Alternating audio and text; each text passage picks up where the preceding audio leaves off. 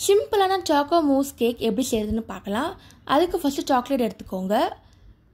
நான் இங்கே 5 ஸ்டார் டேரி milk gems எடுத்துருக்கேன். உங்களுக்கு வேணும்னா குக்கிங் சாக்லேட் கூட எடுத்துக்கலாம். இப்போ டபுள் பாயிலிங் மெத்தடில் மெல்ட் பண்ண போகிறோம். அதுக்கு ஃபஸ்ட்டு ஒரு பாத்திரம் தண்ணி எடுத்துக்கோங்க. அதுக்கு மேலே இன்னொரு பாத்திரம் வச்சு அங்கே சாக்லேட் வைங்க. அப்போ தான் மெல்ட் ஆகும். இப்போ மெல்ட் ஆகிடுச்சு. இப்போ க்ரீம் எடுத்துக்கோங்க. இப்போ ஹேண்ட் பிளெண்டரால் பிளெண்ட் பண்ண போகிறோம். நல்லா க்ரீமியாக வரும், திக்காக இருக்கும். இப்போ மெல்ட் பண்ண சாக்லேட்டை கொஞ்சம் கொஞ்சமாக ஆட் பண்ணிக்கோங்க.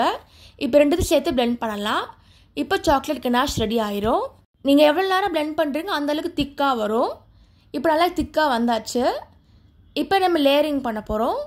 இப்போ லேயரிங்க்கு பிரெட் க்ரம்ஸ் எடுத்துக்கோங்க. இப்போ இதில் கொஞ்சம் சாக்லேட் ஆட் பண்ணுறோம். நடுவில் கேக்குக்கு பார்த்தீங்கன்னா நான் பிரெட் வச்சு யூஸ் பண்ணுறேன். இப்போ நல்லா மிக்ஸ் பண்ணிக்கோங்க.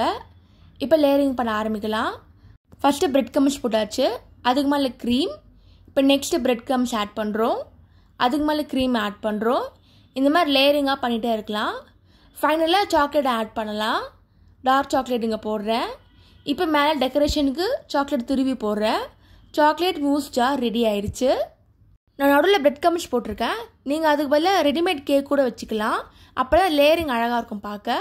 சாக்கோ மூஸ் பார் ரெடி ஆயிடுச்சு. நீங்களும் ட்ரை பண்ணி பார்த்துட்டு எப்படி இருக்குன்னு சொல்லுங்கள். இதே மாதிரி சிம்பிள் ரெசிபியை யூடியூப் சேனலில் போட்டிருக்கேன். அதையும் மறக்காமல் செக் பண்ணி பாருங்கள். தேங்க்ஸ் ஃபார் வாட்சிங். லைக் பண்ணுங்கள், ஷேர் பண்ணுங்கள், சப்ஸ்கிரைப் பண்ணுங்கள்.